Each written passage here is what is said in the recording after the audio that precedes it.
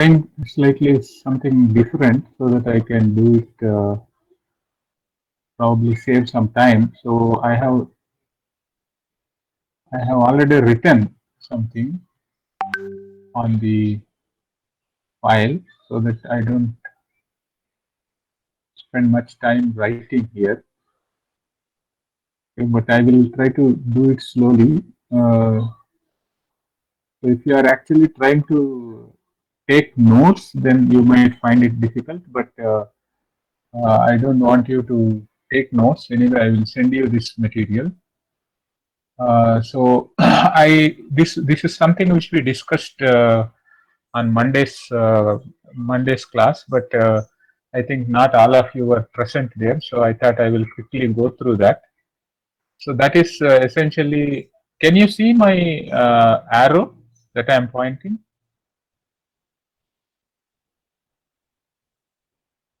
Can you see the arrow that I am pointing on my screen? Cursor is visible, sir. The shared screen, Yes, sir. the cursor is visible, right, where I am showing it. Yes, sir. Yes, sir. Okay. So first we discussed about the Landau levels.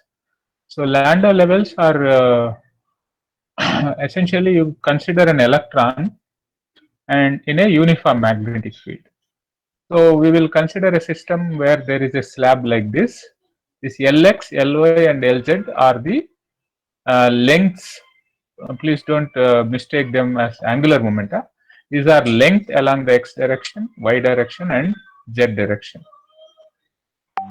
Now, if you apply a magnetic field perpendicular to xy plane, that is along z direction, B can be written as B times z cap.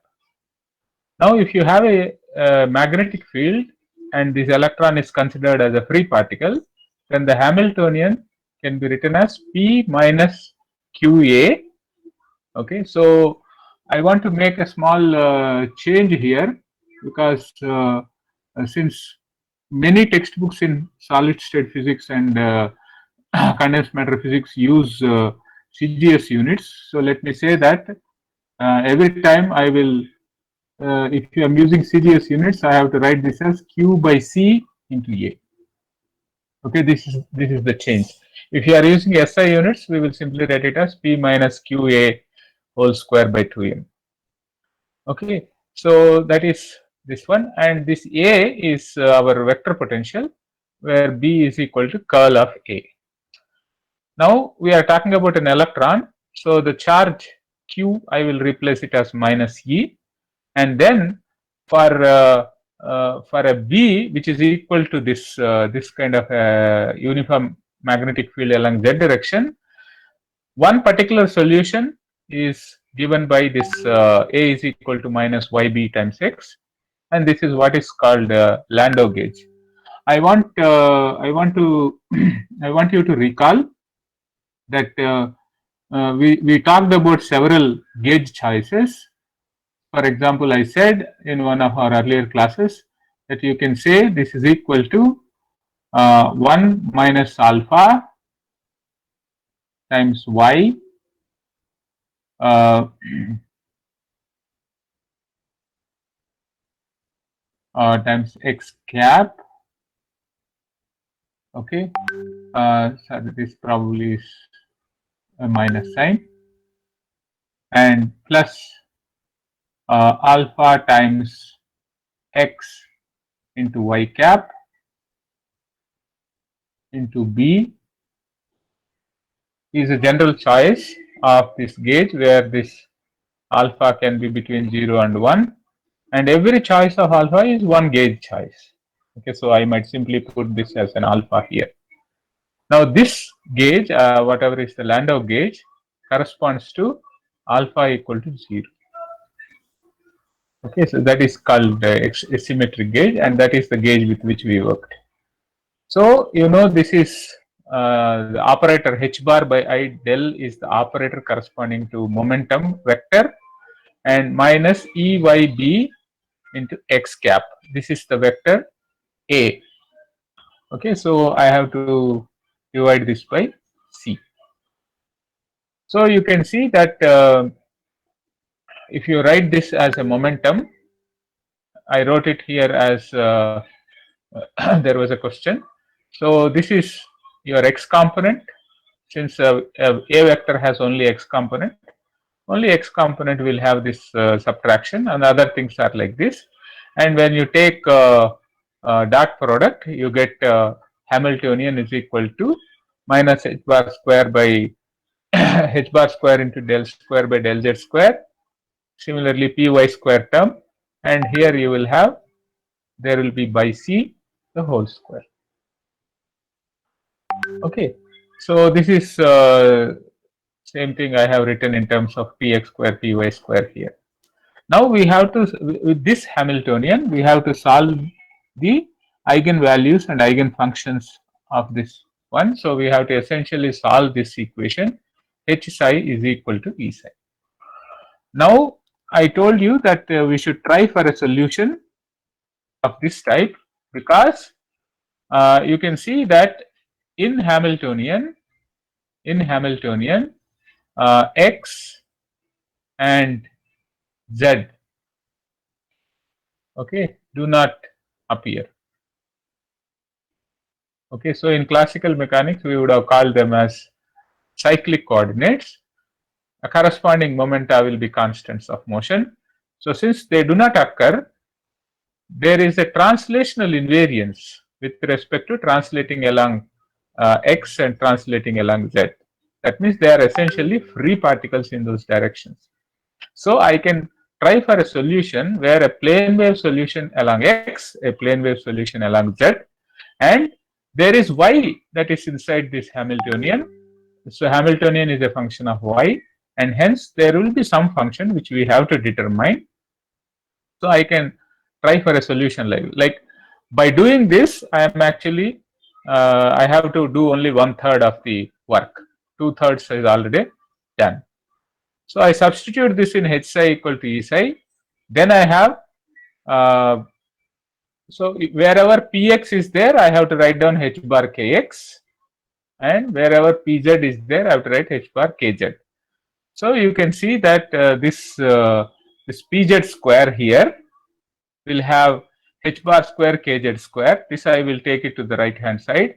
Then I have e minus h bar square k square by 2m into phi y. The plane waves will be there on both sides and they get cancelled. So I have minus h bar square by 2m into this del square del y square term will be there.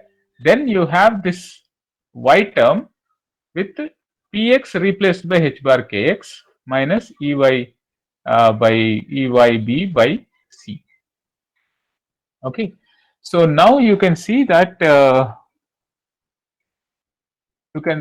you define your y naught such that this h bar kx is equal to eb by c into y naught. So if you do that, then what happens is that you can take this eb by, so eb by c, if you take it outside, then you get a c square here and y minus y naught whole square. So now you define your omega c as eb by mc. Define your omega c as eb by mc. Then you have this equation. Okay, I am going to call this e minus h bar square kz square by 2m as e tilde.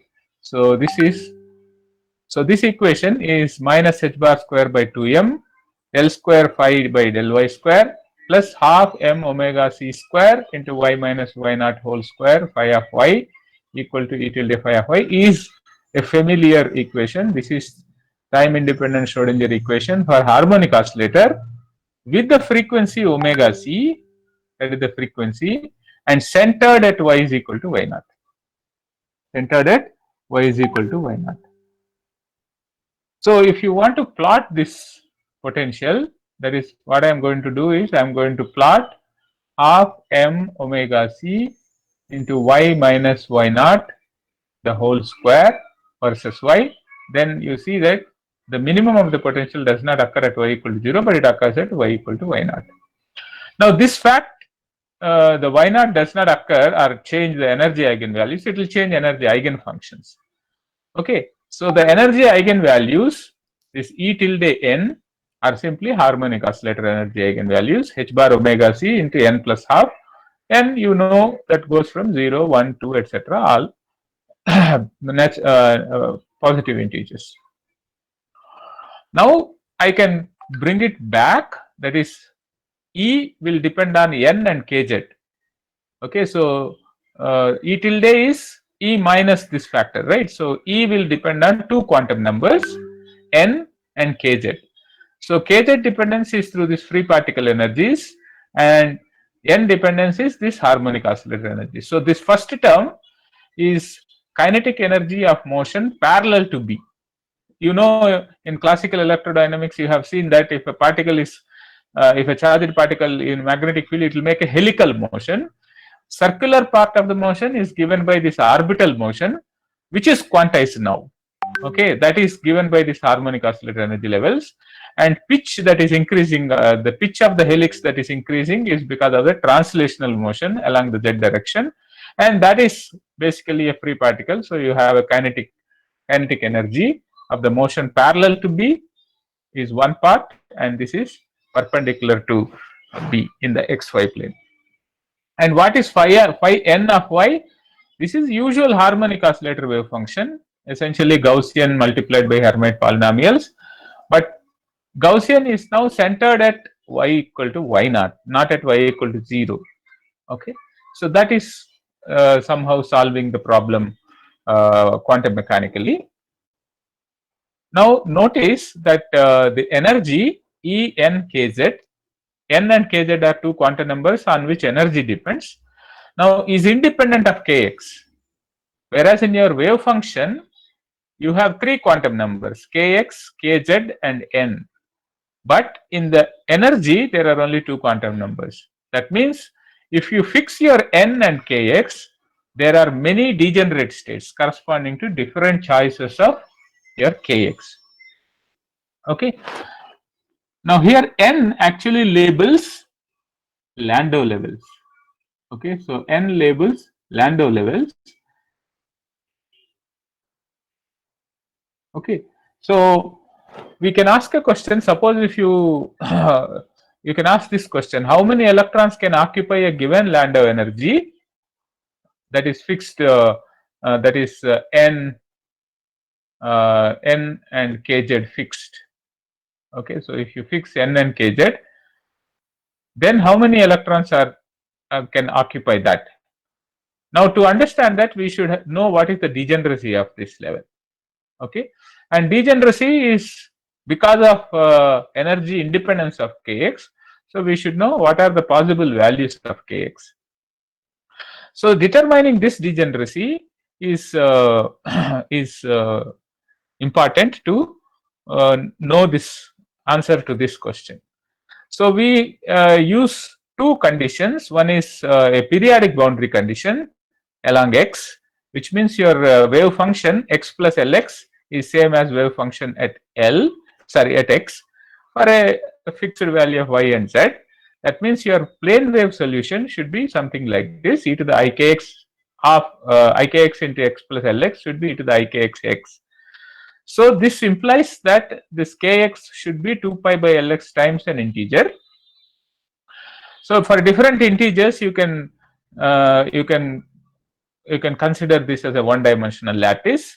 So you have this is integer 0, or this is kx equal to 0, and this is kx equal to 2 pi by L minus 2 pi by L, like that. Then you can see, you can talk about the length per state. Okay, so length per state. Okay, so that is what I am calling it is. There are many ways of looking at this. For example, one way is you connect nearest neighbors and then bisect them. So this is basically the length for this particular point. Okay, this is usually called a Wigner size cell in direct lattice, or in reciprocal lattice. Such a construction is what is called the first Brillouin zone.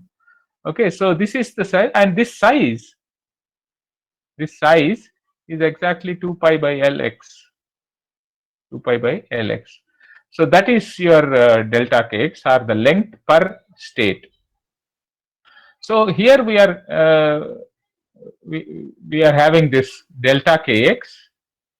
Okay, so delta kx is equal to 2 pi by Lx. Okay, then you can ask a question that how many states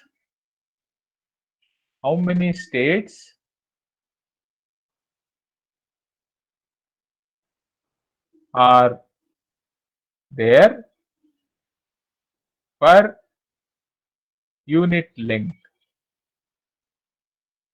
How many states are there per unit length? Like this, if you ask a question, the answer for that question is very simple. The answer is simply 1 by delta kx. That is equal to Lx divided by 2 pi. Okay. So this is as far as periodic boundary conditions are concerned. Now the second condition is that you remember we have defined this y naught. What is y naught? Y naught is the center of the wave function. That means it is essentially center of the probability of the existence of this electron. Now what determines y naught? Kx is what determines y naught, because y naught is equal to EB times C. Correct? Sorry, I think C is on the top, because you remember we had H cross Kx is equal to EB by C into y naught, correct? So C is on the top. So H cross Kx C by EB. Okay.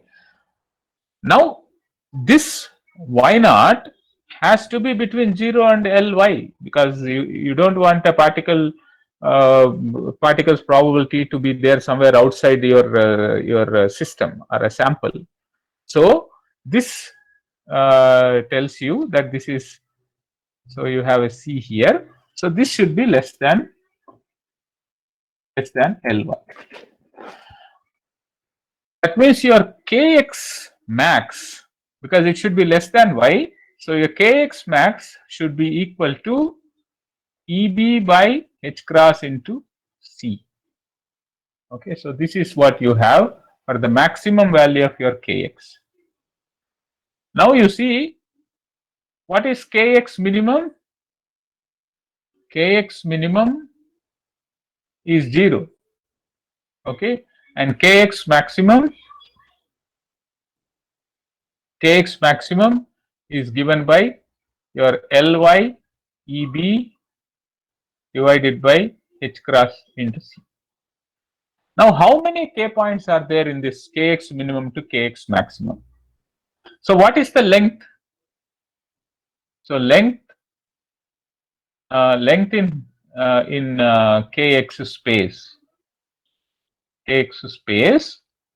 is equal to Kx max minus Kx min. Kx min is anyway 0, so it is essentially Kx max. Correct? So now how many points are there? That is, per unit length, these many points are there, these many states are there. For this length, how many states are there? This is essentially, so the number of allowed values of Kx we can get as follows. That is, you take Kx max and divide this by delta Kx. That is because when you divide this, that 1 by delta Kx is essentially number of Kx points. Kx points are states per unit length. So Kx max is the length, and this is the number per unit length. So that is going to give you, so there is a C here, and so there is a C here. Okay, so you can see that now I'm going to so now it is, we have evaluated. So I'm going to say that the degeneracy of this energy given by this quantity is, I'm going to call this 2 because of 2 spin states, and then Hc and then write down this CH, and I'm going to define, here I wrote in CGS units, phi naught is Hc by 2E. That is what will be 2.07 10 to the minus 7 Gauss centimeter square. Okay, so you can see here that the phi, which is essentially Lx and Ly into B, this is this much is the area. Okay, this is area, and into B, this is a total magnetic flux penetrating the system, because magnetic field is along z direction. This area is Lx into Ly. This is the total magnetic flux, and this Hc by 2E is called the flux quantum. Okay, so total flux divided by flux quantum will have an interpretation that you have degeneracy to be equal to number of flux quanta. So we have derived two things. One is the number. Okay, so let us not worry about this block theorem. This was essentially as an answer to some question. So now what we have is that we have these energy levels. Okay, so I tried to copy some formula, these equations from a textbook.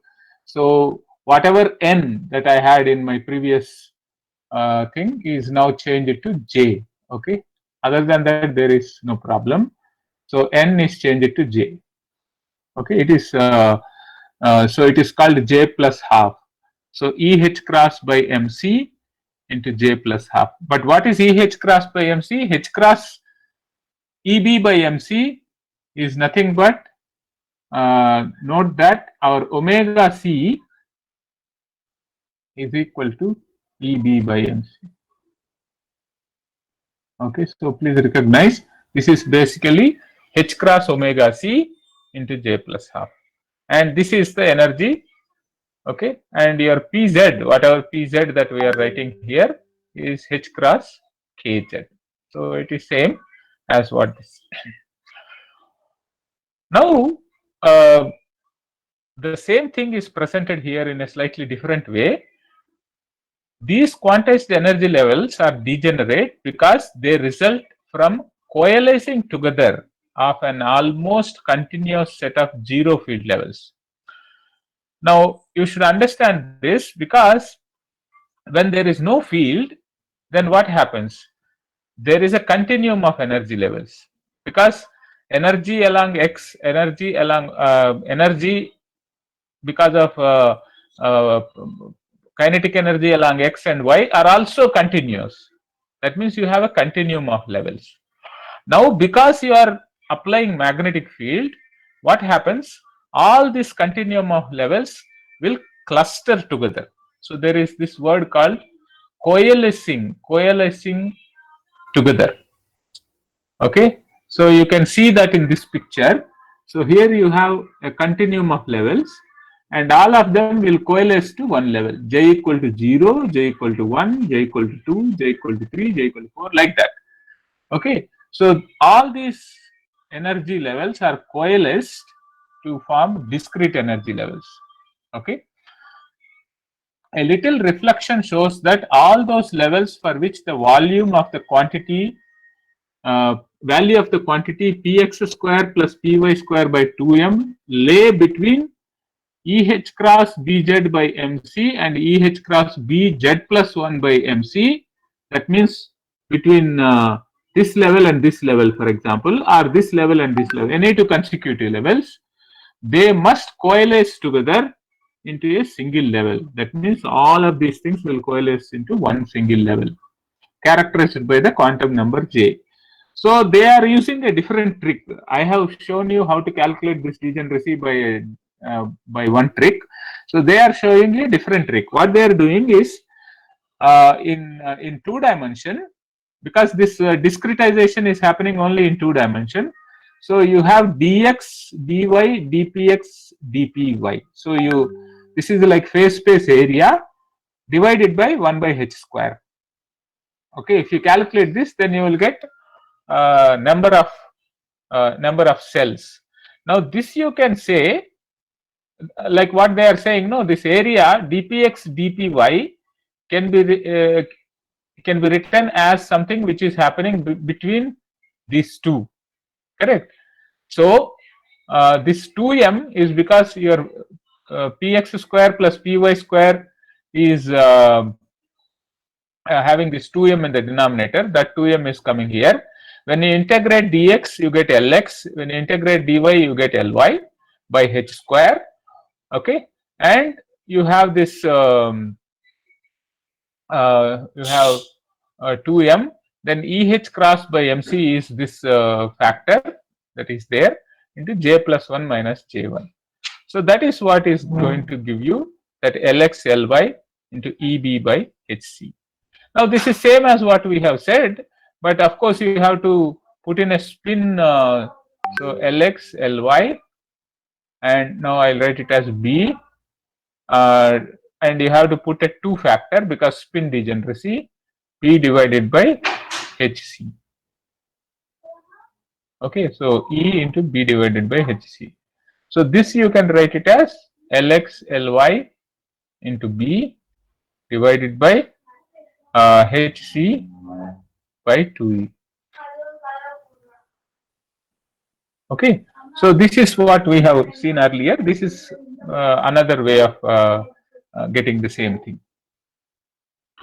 Now, so we are seeing what degeneracy is in a slightly different calculation.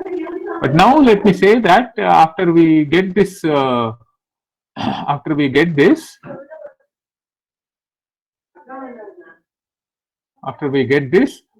our job is to do statistical mechanics.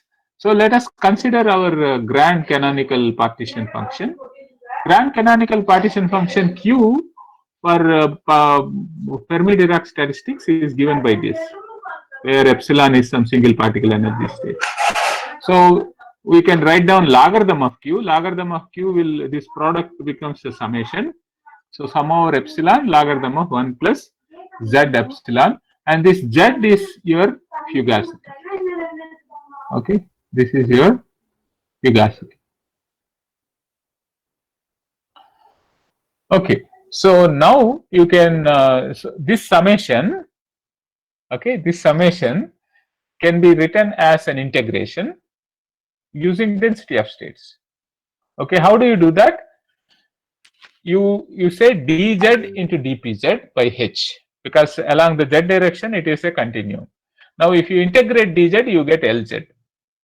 Okay, so lz is basically integral dz from 0 to lz. So that is your lz. Okay, so this is what this lz is. Then you have dpz by h.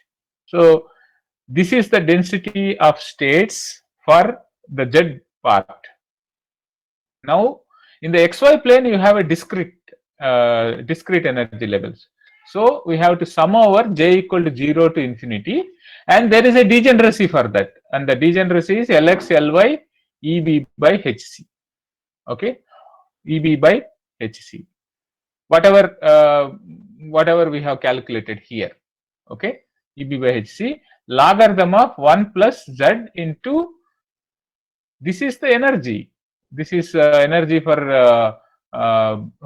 this is the energy of the harmonic oscillator for perpendicular to the field, and this is the energy parallel to the field. Okay, suppose if magnetic field is not there, then what would have happened? So if you don't have magnetic field, then you will write dx dpx dy dpy dz dpz into logarithm of z into e to the minus beta epsilon. And what would have been the epsilon here?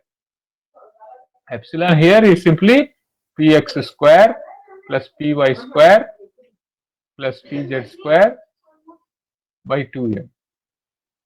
That will be our epsilon, correct? So if because of the field px square and py square, now that coalescing, all that takes place and you have discrete energy levels, so we are going to sum that here, and the other one we are going to simply integrate. So this is what is the logarithm of Q. Now let's look at high temperature. In high temperature, what happens? This fugacity is much smaller than 1. Okay, fugacity is much smaller than 1. So this logarithm of 1 plus this can be simply written as this, because you know, if x is very small, logarithm of 1 plus x can be written as x. Then this is essentially Boltzmann statistics, correct? This is simply z into e to the minus beta epsilon is a Boltzmann statistics. So we can write that, and you can see that this logarithm of Q can be written as, so I am going to write only this part. So Z VEB LX, LY and LZ. Okay, so this LX, LY and LZ, this is your volume. Okay, so I have LZ here, LX, LY here. So I have, so the Z is coming from here.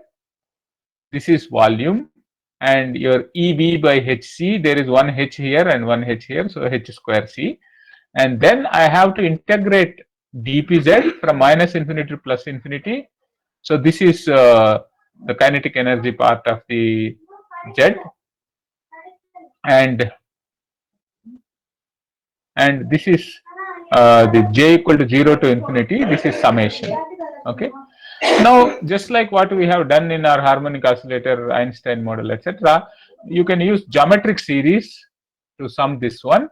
That means you say this will be like 1 plus x square, which will become 1 by 1 minus x. So you will get this factor for this. And this one is a Gaussian integral. So you get 2 pi m by beta into this one. So this is your logarithm of Q for high temperature limit of this part. This is a grand canonical partition function, or logarithm of grand canonical partition function for high temperature limit. And of course, I will use these two equations, that is average n is given by z del by del z of logarithm of Q, and magnetization is 1 by beta into del by del beta, 1 by beta into del by del B, that is you have to take a derivative with respect to the magnetic field. So this is my logarithm of Q. Okay, so this is my logarithm of Q, and I am going to use this to get my n bar, that is average n, as zv by lambda q into x by sine hyperbolic of x. Okay, so this is for n bar, and m is going to be this. Now suppose if I pull out 1 by sine hx is there, x by sine hx is there. If I pull that out, then I will have 1 by x here, and you can see what is x? X is simply mu effective b by kbt, mu effective, where mu effective is the magnetic moment, which is EH by 4 pi mc. This is essentially the Bohr magneton. Okay, so this is same as mu b, the Bohr magneton that we talked about in Fermi, in Pauli theory of paramagnetism. Now, if you substitute this n in this one, okay, so we can see that if you substitute n, then you will exactly get this magnetization as minus of n bar and mu effective into L of x. This L of x is a Langevin function. We have seen this function when we did Langevin theory of paramagnetism. So we get same Langevin function here, but recognize there is a negative sign. Okay, so this negative sign is a characteristic feature of the diamagnetism. Okay, diamagnetic response is negative. Okay, so this is essentially a hallmark of diamagnetic response. Okay, so first thing is that both magnetization as well as susceptibility will have a negative sign. Okay, and you can ask a question that if you have a very high temperature, then your x is going to be much smaller than 1, in which case your Langevin function can be approximated to x by 3, and if you use that, then you have your m to be minus mu effective square b by 3 kbt. Now remember, the high temperature susceptibility will be average number density divided by this quantity. Now, in Pauli theory, you may remember that high temperature susceptibility is n mu b square by kdt. Okay, this is your average density. It is independent of temperature, but it depends on the density. When you actually do a measurement, you will see both contributions. You will not be able to delineate this is this, this is that. You measure susceptibility, you will have both contributions. So you have to understand that the contribution is due to where this mu b is the Bohr magneton, and I'm writing this as mu b prime because in Landau levels, because your electron is now under some potential, there will be an effective mass that plays a role, not the mass of the electron. Whereas in this case, it is every electron is responding to the applied field, so electron mass will play a role. Whereas because this is from the spin, this contribution is coming from the spin, and since this is coming from the electron which is present in the orbital motion, so its mass is taken as the effective mass. So this is what you will observe. Okay, so this will be observed or this will be measured, or a measured susceptibility will be something like this at high temperature. Of course, this has Curie-like behavior, 1 by T dependence, all that is fine, but you will have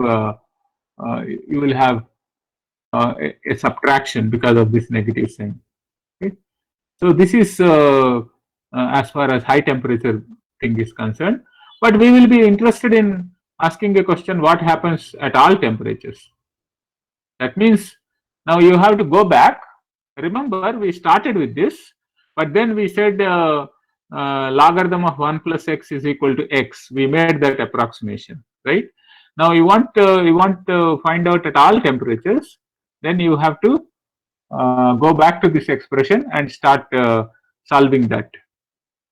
Now, how do we solve this one? Because this is a summation. There is an interesting formula which was due to Euler, and this is called Euler summation formula. Okay, so I'm not going to give you the proof. I will request you to try, search, and find out the proof. And if you are not able to find, you let me know. Then I will try to give you the proof. So this simply tells you that if you have any function, okay, any function such that it is j plus half, and then you are going to take j equal to 0 to infinity, that is nothing but you integrate it from 0 to infinity, and then approximately, of course, then 1 by 24 times its derivative at 0. Okay, so we are going to use this. Okay, now how do you recognize this function? So here the function is essentially logarithm of this, and so this is the function. So this is the function. This is my f of j plus half. Okay, that is my function. Okay, now you define your mu effective as EH by EH cross by 2mc, so that you can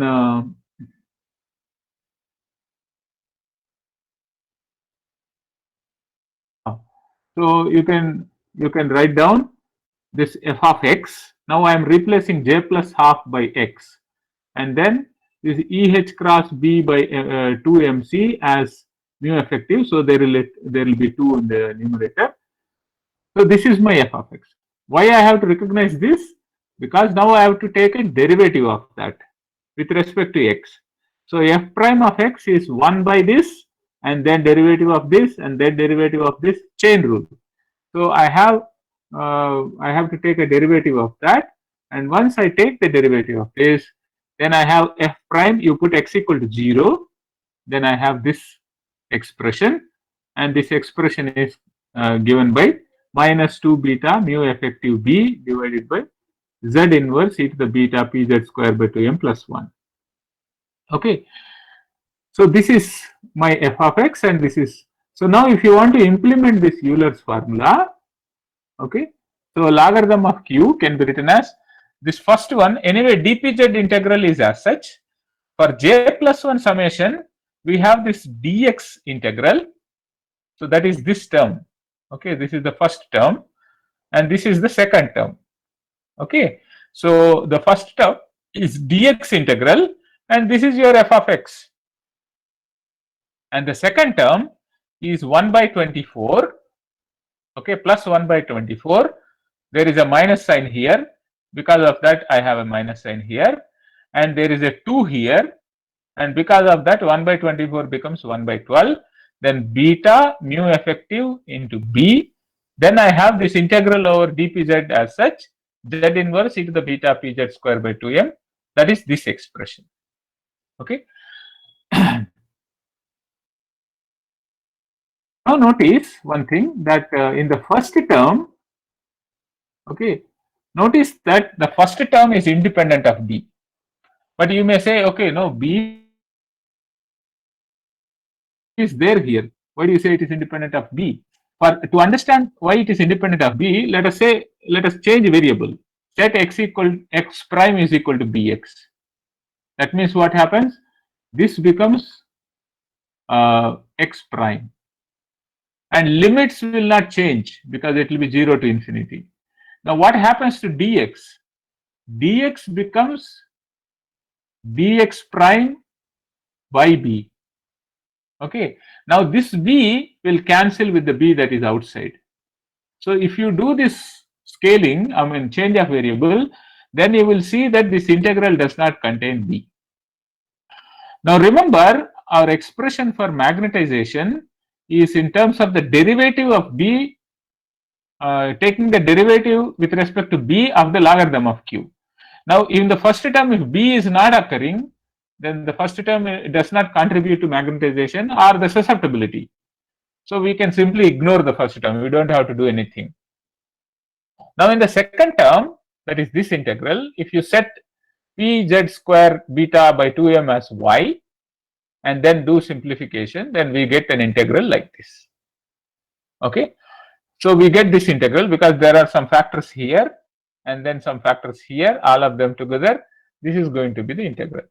Now recognize this is like your Fermi-Dirac functions.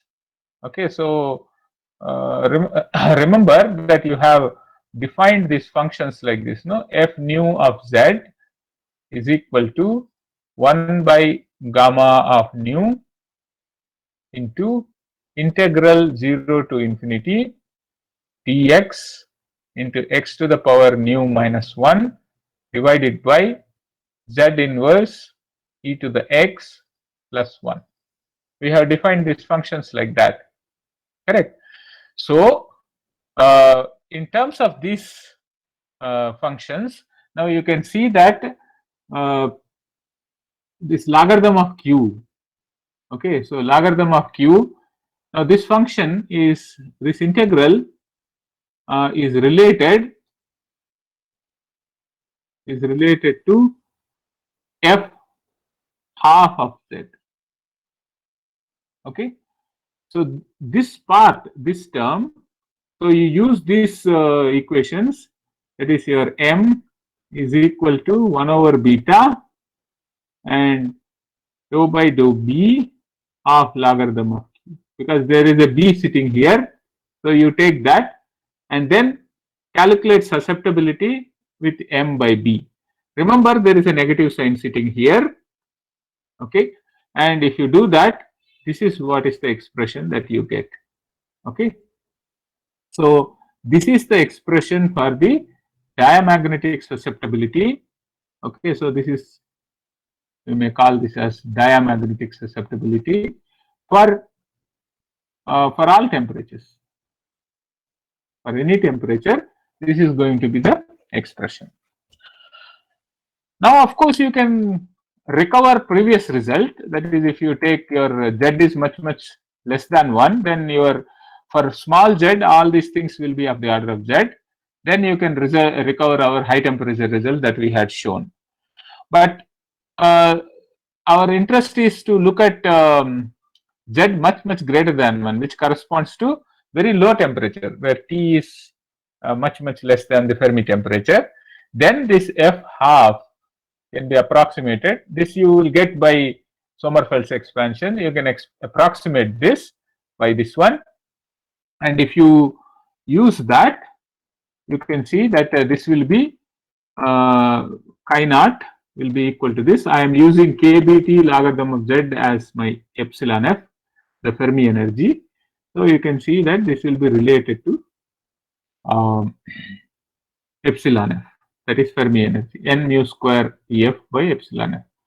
Now, if you compare this with whatever we did with the Pauli theory of ferromagnetism, this will be exactly 1/3 of the Pauli. So you can say that your that is chi dia at t at small t, that is t much less than Tf, can be said as minus 1/3 of I para at T much less than Tf.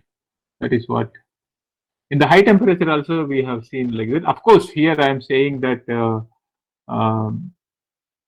mu b is same in both the cases. If this happens, if there is an effective mass contribution, then it will be slightly different. But if mu b is same, then it will be exactly 1/3 of this, the negative sign and 1/3 of this.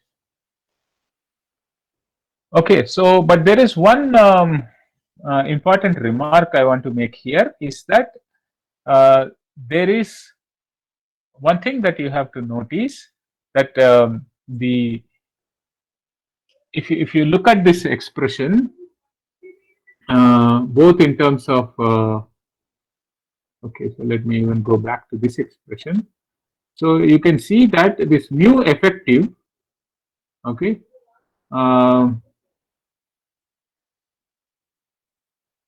what do we say, m. Okay, so what I want to say is that the issue is that the diamagnetism. Okay, so there is a theorem called Bohr-von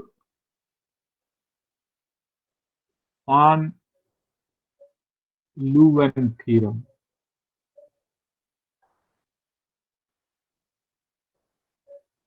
Okay, Bohr-von Leuven theorem, which states that there is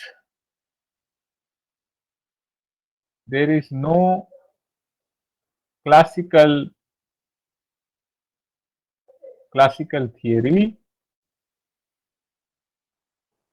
for diamagnetism. Essentially, diamagnetism is a quantum mechanical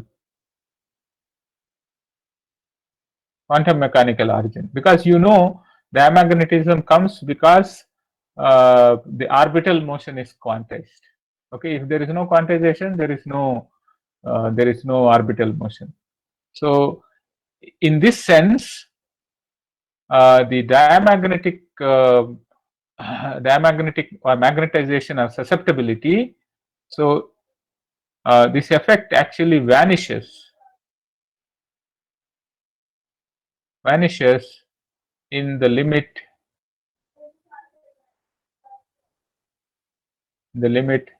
h bar tending to 0. Okay, if h bar becomes small, then this will vanish. So this is purely a quantum mechanical effect. Okay, so this is one remark I wanted to make, and this Bohr-von Leuven theorem also states this. Okay, so this is what I wanted to say as far as the diamagnetic susceptibility is concerned. So are there some questions at this point?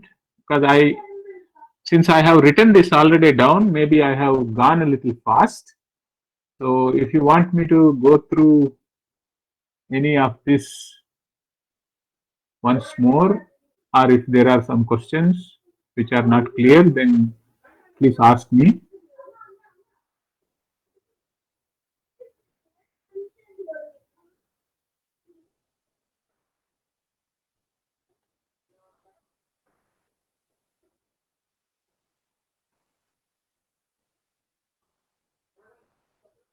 Is it fine?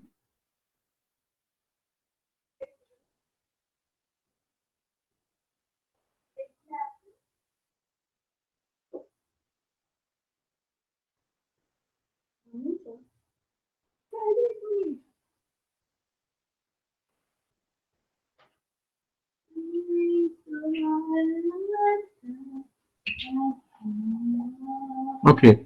So if it is fine, then let me just do one more thing that I mentioned to you in one of my earlier classes that the effect of magnetic field is it will alter the density of states.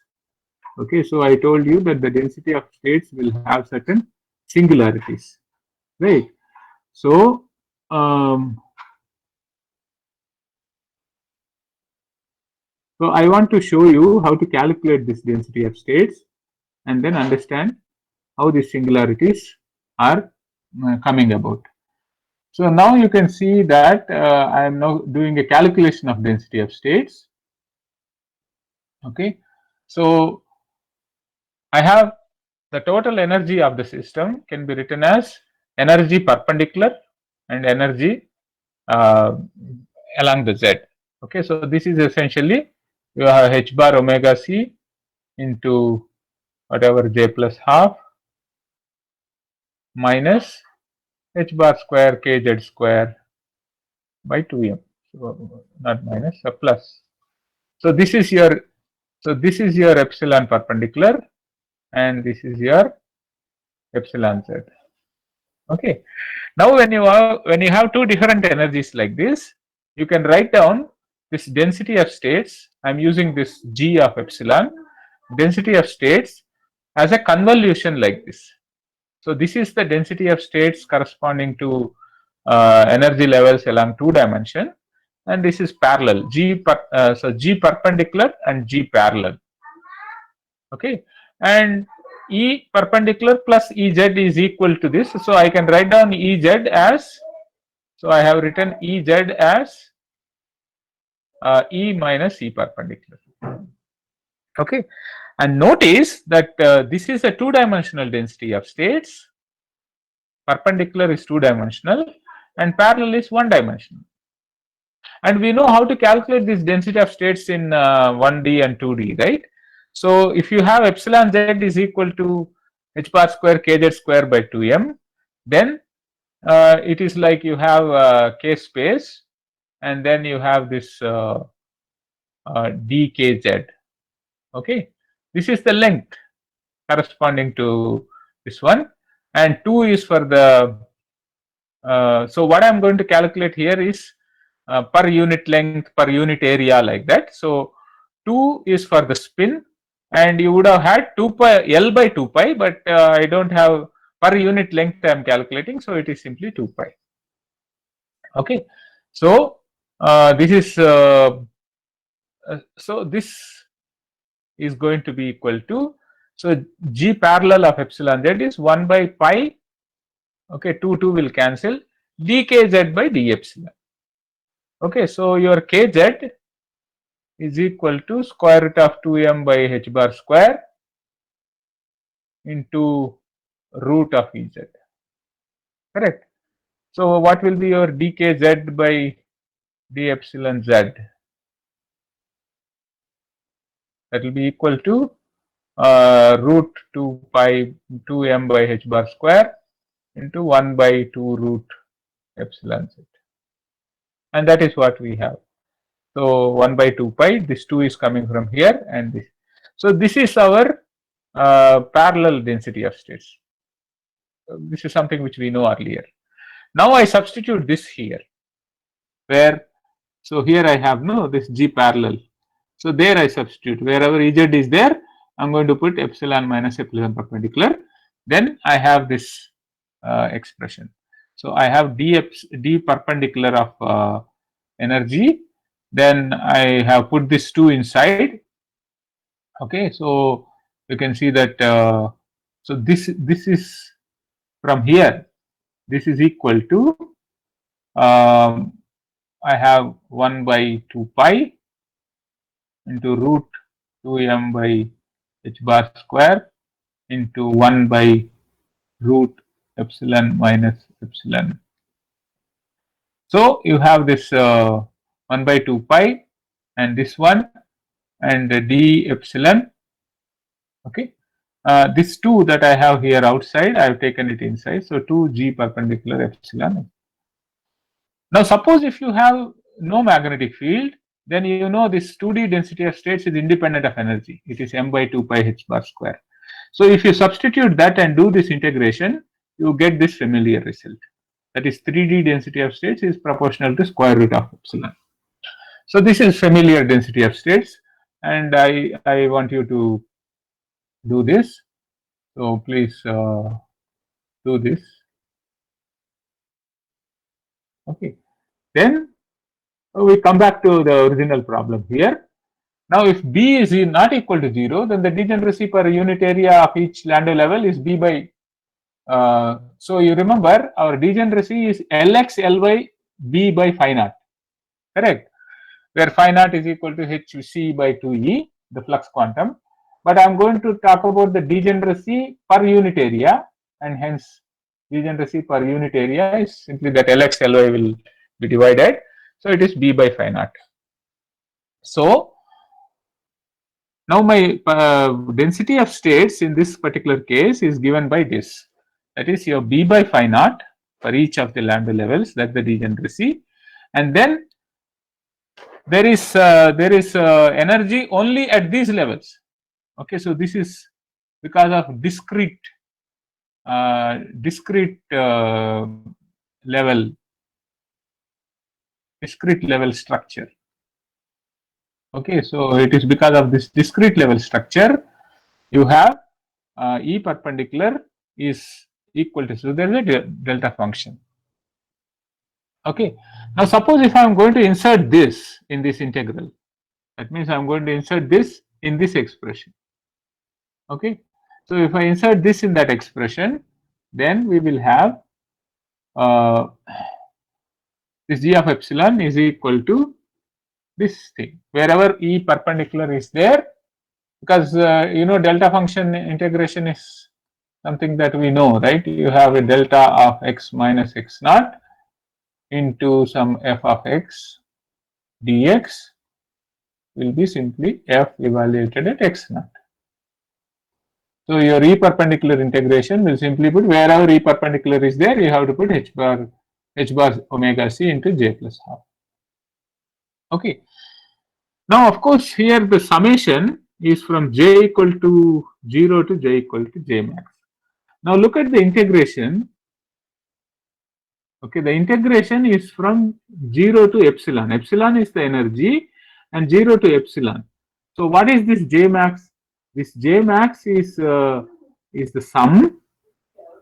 J max is the integer, largest integer, such that h bar omega c j max is less than epsilon.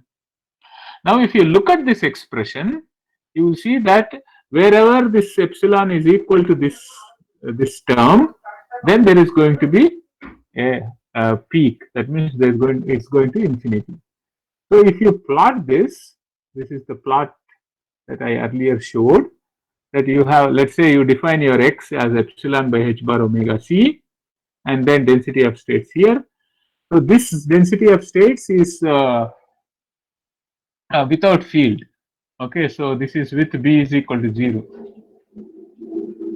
So on that, every time when this energy is equal to one of these Landau levels, there is going to be a singularity, and these singularities are known as Van Hove singularities, and they are a consequence, and this is for b not equal to 0. So these Van Hove singularities are a consequence of the Landau quantization or quantization of orbital motion of the electron, or the Landau level structure. So this is what I mentioned in one of my classes, that this density of states pick up singularities. Okay, so this is what I had to say. So I think whatever I was supposed to complete in 2 hours, I have completed in 1 hour. So we can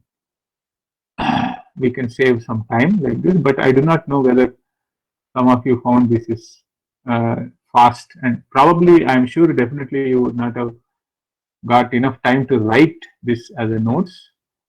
So you can give me some, you can ask some questions if you have some, or you can also give me a feedback, and it is I'm glad that you rescheduled the class, so I am willing to uh, leave the class if you don't have anything else to ask.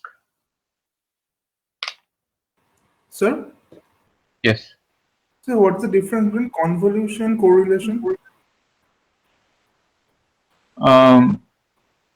Correlation and convolution are different. See, suppose you have uh, correlation is always between different arguments of the same function. Okay, suppose I have f of x, then I talk about f of x into f of x plus y and integrate over x. Okay, so that is what is going to tell you between the function at x and function at x plus y. If they are correlated, then when you are integrating over x, you get some value for that. If they are not correlated, then you get it to be 0. Whereas convolution is defined between two functions, two different functions. Now these two different functions, like in this particular case, you have a density of states of one system and a density of states of other system. Of course, system is same here, but we can visualize like that. And these density of states are such that physically they share the energy, and hence there is a convolution structure. Sir, but then what is autocorrelation? Like you said that correlation, the two components of this same function are from the same function. Then what is autocorrelation? Autocorrelation is from the same function, and correlation from the I thought that correlation can be any two functions. Yeah. So, but what I'm saying is that for a correlation between two functions also you can define, but that doesn't have to have any such a sharing of energy, or there need not be any relation. Here the arguments of these two functions are not arbitrary. They add to one particular value. Whereas when you are talking about correlations, we don't have any such relation between the arguments. So I was talking about autocorrelation, like with correlation with itself. Yeah. So autocorrelation is actually same quantity. For example, let's say you have some trajectory of a dynamical system, and whether the trajectory is correlated with itself or not. You can ask that question, right? Okay, so that is what autocorrelation gives us. But you can also have a situation that you have two different functions, and how much correlation is there between these two different functions. That also makes sense. But in this calculation of these correlations, there is no what is called particular relation between the arguments when you talk about correlations. Where that is essentially the relation between them is a variable there. In this particular case, it is fixed. Okay, sir. Thank you, sir.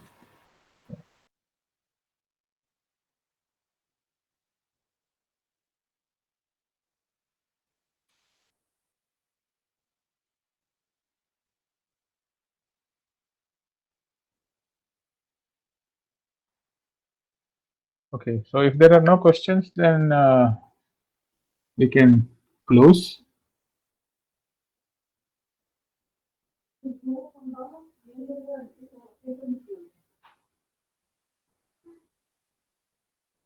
Hello, Shruti, can we close?